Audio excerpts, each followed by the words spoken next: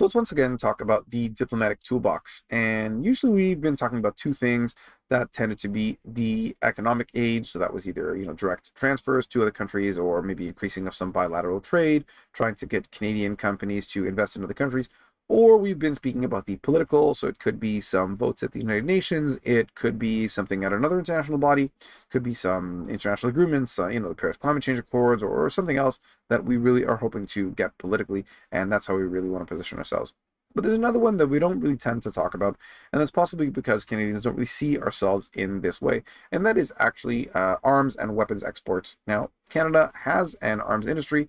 We are selling a number of things to a number of different countries. But this week, Canada canceled arms export licenses to Turkey for high-tech drone targeting systems.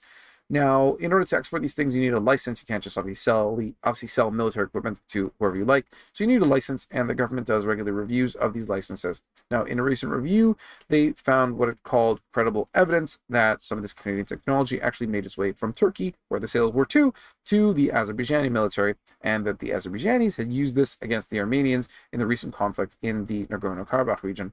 Now, this conflict itself is actually quite interesting because it's possibly one of the most recent and largest scale examples of usage of drones between two symmetrical military forces. So symmetrical forces meaning two armies, not army on one side versus maybe insurgents or a paramilitary force or terrorists, whatever you want to call them, but two direct armies in combat making use of drones. And the footage online is actually quite scary to where the technology has developed. So you can check that out. But the overarching question here is Canada's foreign policy and the fallout from this decision, and what is our plan going forward. So the fallout from this decision could be quite interesting because Turkey is a member of NATO. So they may, for example, have recourse in NATO. They may be able to source these parts from another NATO country. The Canadian government may lose standing in NATO because it suddenly refused to sell such equipment to another NATO ally, while we are still selling similar maybe equipment, similar military equipment to the Saudis. We're selling them LAVs, so armored vehicles.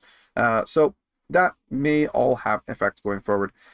Overall, I think the larger question is, what do we see from our foreign policy and how do we want to really engage with the world? And this is sort of a theme that I've been bringing up previously. Now, the big focus has been for this government, international bodies, international agreements. So there was that big push to get the UN Security Council seat. There's also a number of other things that don't fall into international aid when we're talking about helping other countries that I've previously spoken about, like Operation Impact, helping the militaries of certain countries.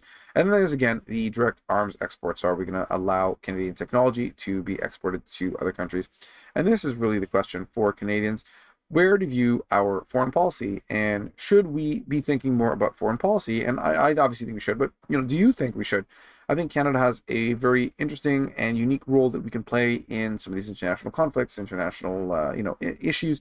But if we're not quite sure on where we're at, what we're really after, and what our goals are as a country, what our values as a country when it comes to the international arena, I really think it's going to be more difficult, not only for us to get what we want done, but for our allies to really get a hold of where we're at and to really put faith that we will make the decision that they are expecting us to make, or maybe that Canadians would expect our government to make. So overall, that is the main issue, and I really would encourage everyone to just look up sort of the foreign affairs stuff. And that's really what we're trying to do here. What I'm trying to do is bring you some of that foreign affairs news that you may not be getting in a really concise manner. Now, again, if you do have any topics that you'd like me to cover, I'd be happy to do some research and bring you some of the latest information. But on this one, hope you learned a lot about what is going on and the fact that we actually do have an arms export industry. So for True North, I am Sam Eskenasi. Thank you so much for watching, and have yourselves a great day.